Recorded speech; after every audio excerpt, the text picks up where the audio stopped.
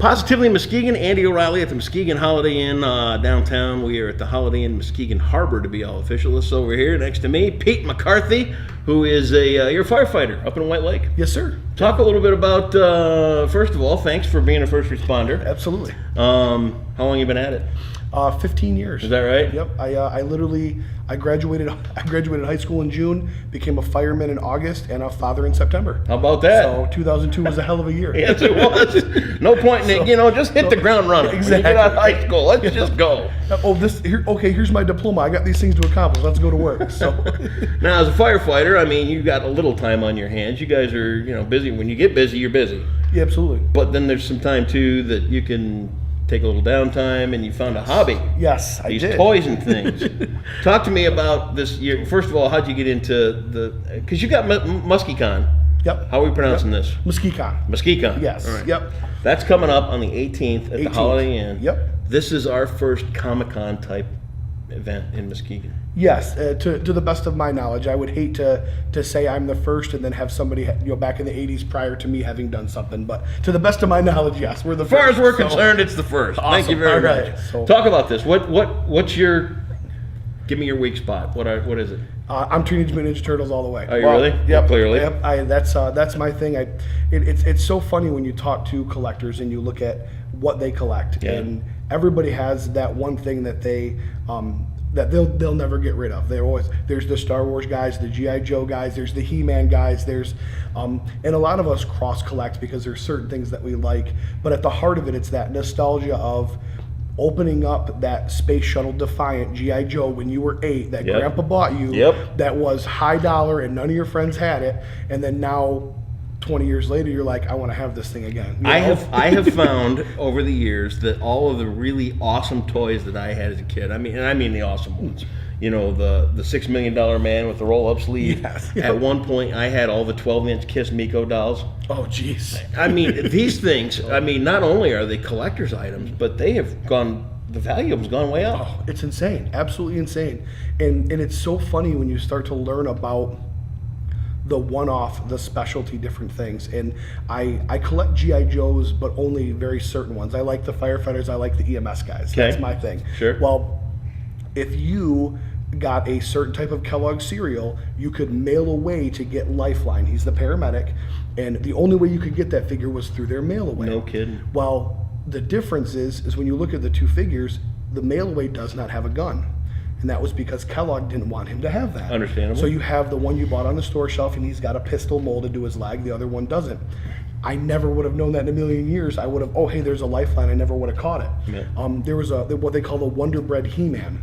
And it was, you sent in Wonder Bread tops and got this exclusive He-Man. Only way you can get it. No kidding. If you want him on eBay today, it's going to run you $600. No kidding. For a 5.5-inch plastic shirtless figure. Unbelievable. So, and it's absolutely crazy. And then now you blend that with these guys that are releasing new toy lines. Yep. The Mythic Legions is the big one right now. The Four Horsemen have done the sculpting for figures for Hasbro and Mattel and all these other companies. And now you're going, oh my gosh, these are for us. Yeah. These aren't for the kids. No, these are $35 fully posable figures. Right. The way Marvel with their cinematic universe, they've brought their action figures to the forefront, and they're on all the store shelves, and they're very highly articulate, very highly detailed. There's great paint apps. And you walk down the toy aisle, half of that's not for kids anymore. No, that's for guys like us. I know, isn't that terrible? I remember it is, because I remember, it was if I matched the round basket of socks. Yep. That was my job. Match the round basket of socks. I get a Ninja Turtle when we went grocery shopping that week. No kidding. $3.99, and I was excited. Well, now I'm not spending $19.99 on one action figure. Right. I don't care how many socks you fold, kids. Right.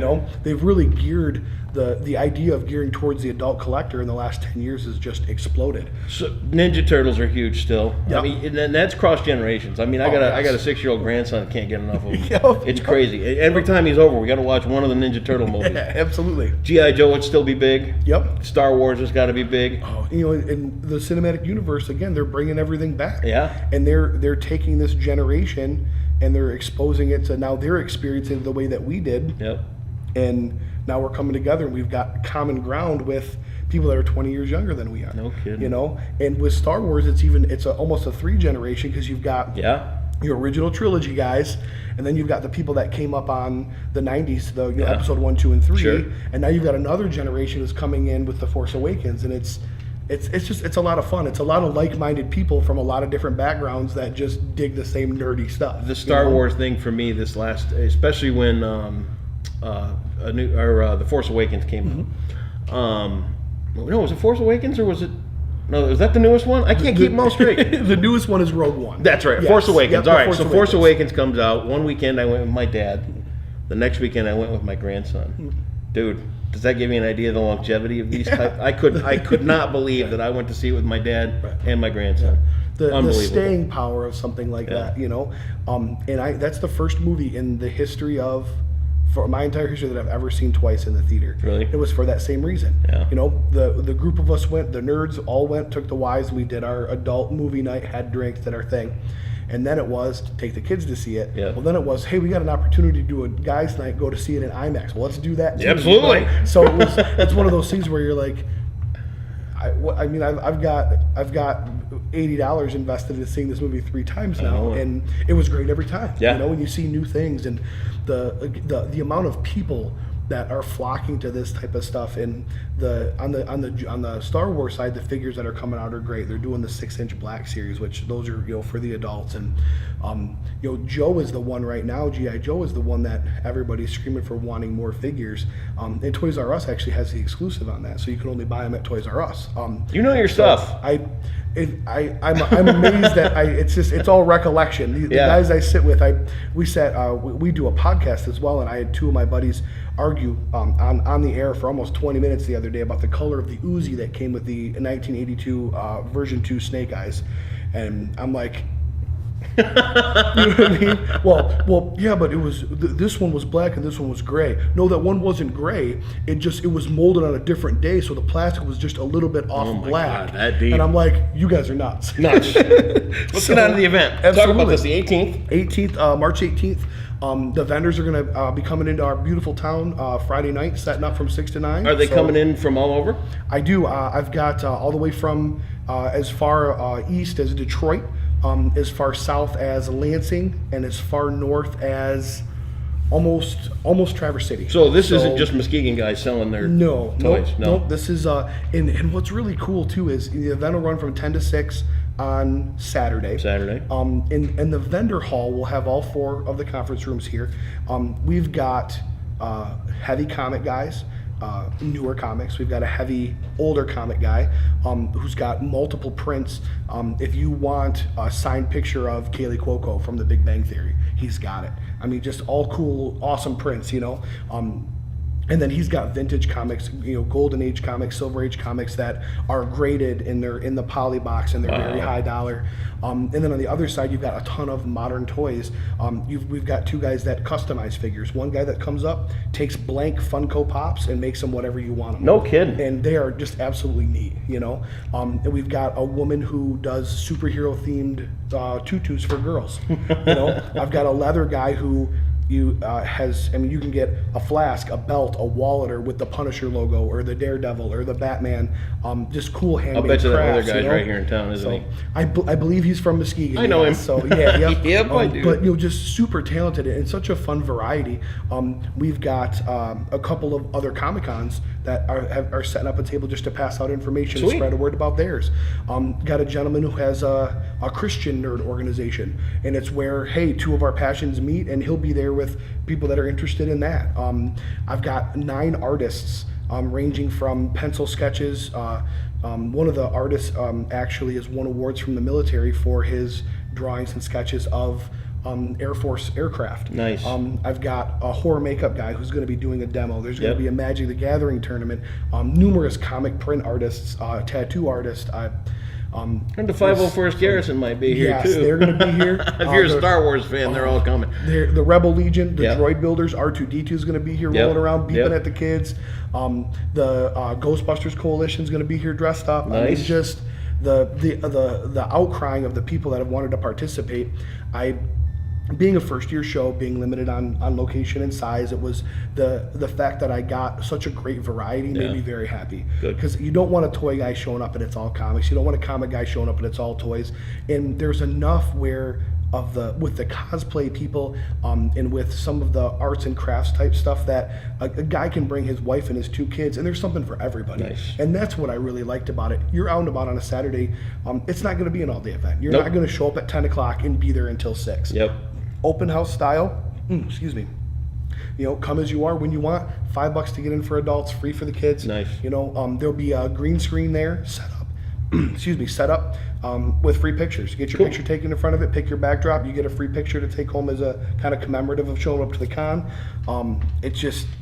It's been a whirlwind, man. It's been a lot of fun. And I've done one or two. Absolutely. I've done an event or two in my day. I know what you're going preaching to the choir for sure.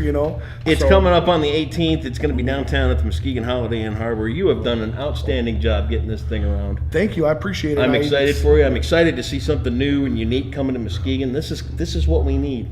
And we need guys like you to build these things and jump through the hoops to get it done, man. And I appreciate that. I tell you what, the Muskegon Heights, man, the shares I'm getting on Facebook and the people, and it's not just sharing a flyer or an event, it's a share with hey, come out and support local. We need this in our town, and it's about time and all that stuff, and people driving that traffic to it. I try not to be overly optimistic. I know the feeling. But in the same token, I kind of sit back and go, are we going to have a 10th annual? That's what I would love to see, something that we do every year, this community can count on and look forward to, like we do with Grand Rapids, like we do with Motor City, like we do with Great Lakes, and be able to get bigger and have, again, more variety of vendors and things. And so I'm absolutely stoked. And the big kick was yesterday when I was here at the Holiday Inn. I show up when I first do this, and it's a big empty room. Yep. And I run a measuring wheel, and I sit down, and I gridded it all out, and I measured it, and I did it to scale. I built it all. And then yesterday, coming back in for the first time since I placed everybody's booths, and visualizing, okay, here's MB Collectibles. Here's My Wife Is Gonna Kill Me. Here's where Natasha's gonna be as the artist. Here's where this comic book, Lang's Comics is gonna, to be able to start to put that together, it was like, oh yeah, here we go. We're heading in that right direction. It's that final push, and I'm actually out and about today, and just hanging up flyers, and like I said, just pounding social media, and that's what you're doing, and hanging out with you today. And here we are. I can't thank you enough for having Glad me. to be This here, is awesome, man. So this is how it starts, folks. If you've got an idea and you want to make it happen, do like Pete. Get in on this Muskecon. And we're going to put this out, it'll be a Sunday when this comes out. Cool. So we'll give you a week, we'll talk about it for a week. Share this story around and make sure you're down here at the Muskegon Holiday Inn Harbor. Muskegon Harbor. I can't get that right. I'm not at the Jacks game. If I was at the Jacks game, I'd get it right. At the Holiday Inn downtown Muskegon. Come on down to Muskecon. Pete, thanks. Hey, absolutely. Thank you again. You got it, man.